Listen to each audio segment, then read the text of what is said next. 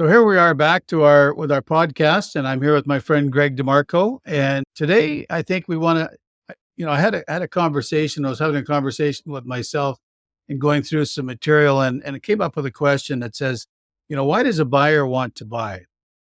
So I thought that'd be kind of an interesting thing to talk to an old salt like Greg, who's been around the sales world forever. But just Greg, you know, why does a buyer want to buy something? Well, it's a good conversation to have, I think, because it can put a lot of things into perspective for people. I think a buyer buys something because they have a pain or a problem that they need to solve. So it comes down to, I think, desire and a need and often a want. Let's face the facts. If the question that or the analogy that always pops up when we talk about this thing is a dentist thing. So if you had a pain in your mouth from a tooth, you would obviously go to a dentist to get it fixed. And I think this is what buyers do. I think when they get an itch for something that they desire and need, then they want to reach out and find a way to solve that, to get what they want. They want to figure out how to scratch that. Yeah. As frustrating one is when it's right where you can't reach it. Yeah, that's right. But I think that's really what it comes down to is, and as salespeople, I think we have to realize that what we're trying to do is uncover that desire and that need. And what is it that the pain or the problem that they're experiencing, how can we solve that problem?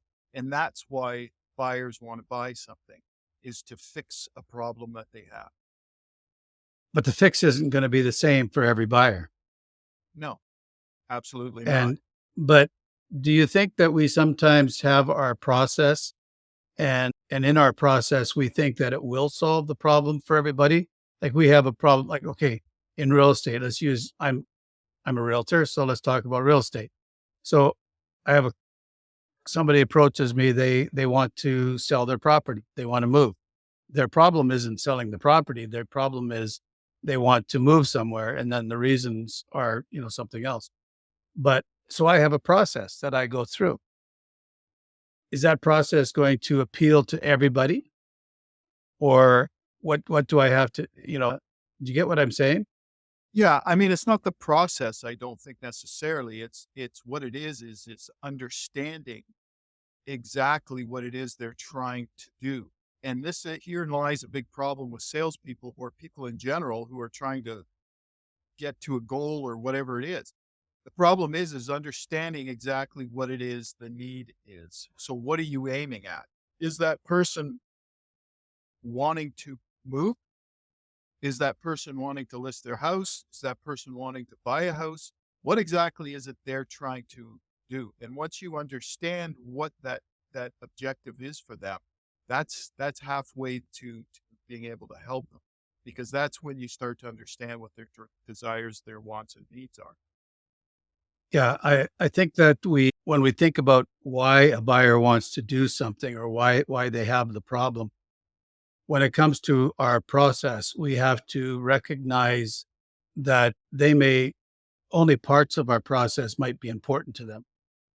So recognizing their what's important to them and then and then applying the process to what's important to them.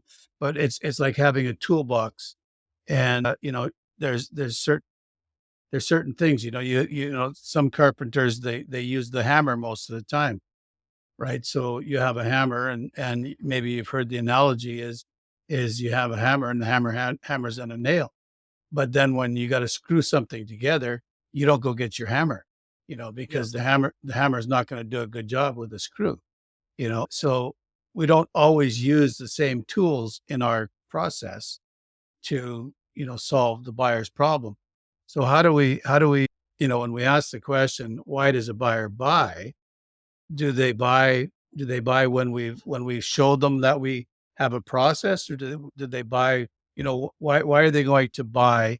And then, we would follow that question up with, why are they going to buy from me? Well, not to overthink this or complicate it in any way, but what a buyer wants is a result. And we have to understand that as salespeople, we're giving them a result.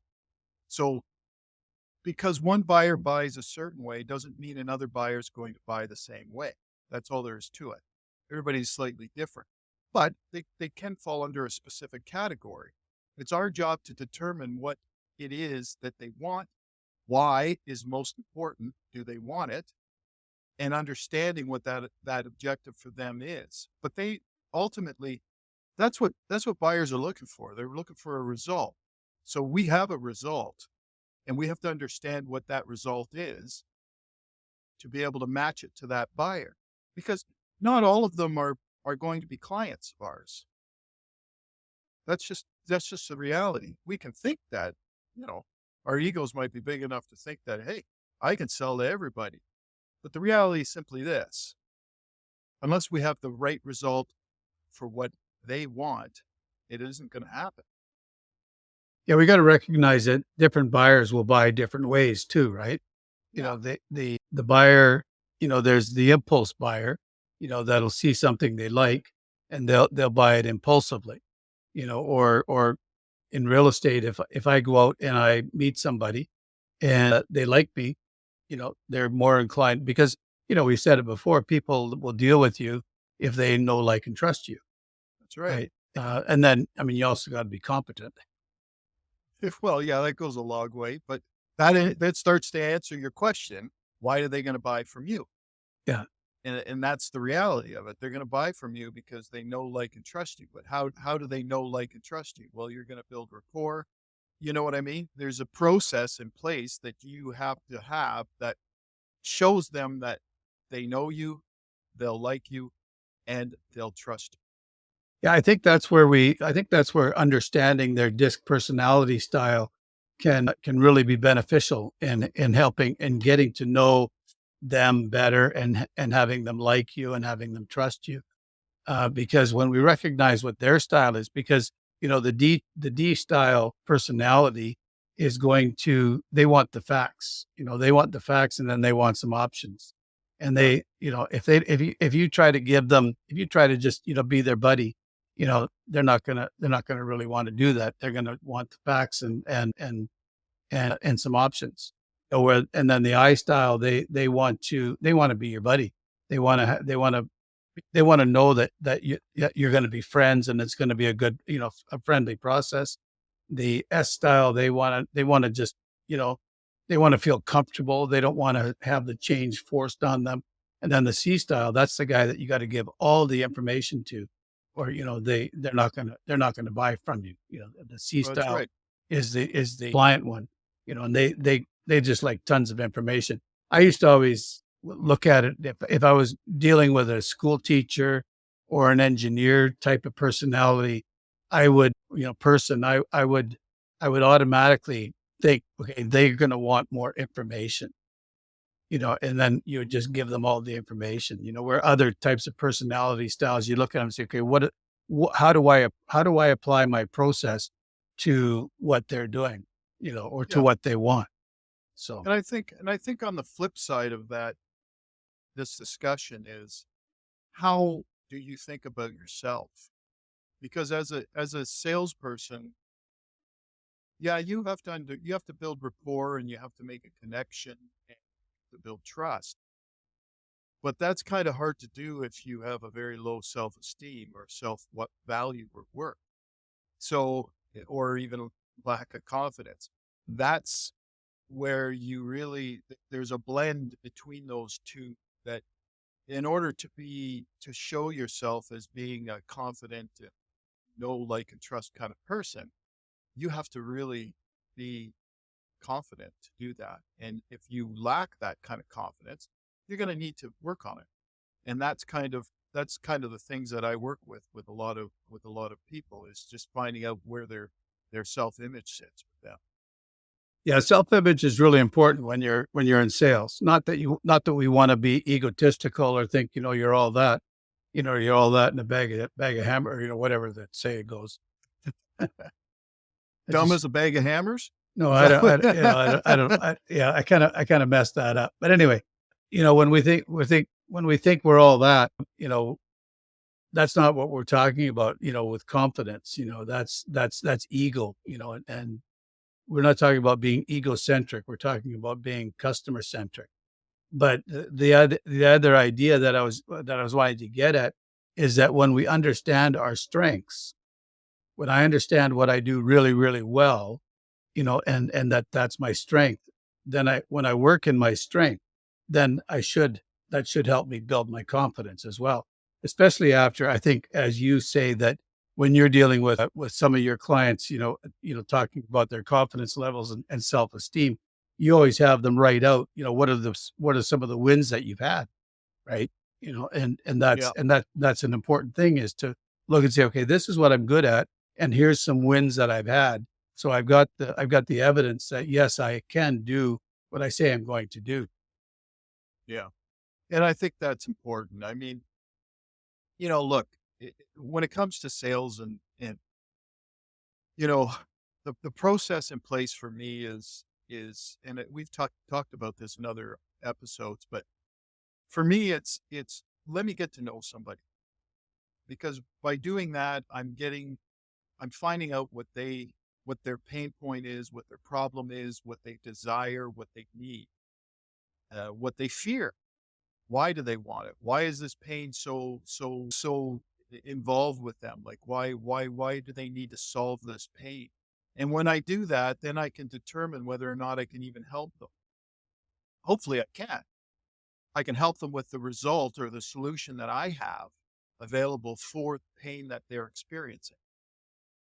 But I have to have a certain amount of confidence and ability to be able to portray that to them, because most buyers don't want to buy from somebody who's, I'm sorry to say it, but they don't want to buy from someone who's timid or unsure or not enthusiastic about what they're selling.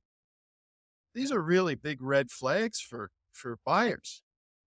They want somebody confident who knows what they're talking about, who has some expertise, who has some authority in what it is they're talking about.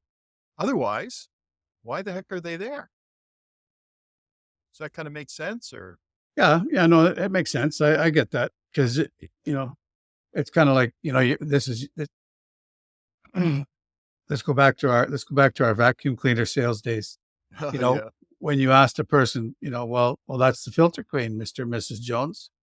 What do you think of that? That's pretty fantastic machine, isn't it? You're saying that with confidence, and it, and then you ask the closing question or whatever. You're not going to get very far as to say, well, I hope you really like that. I mean, some people don't, but would you like to buy it?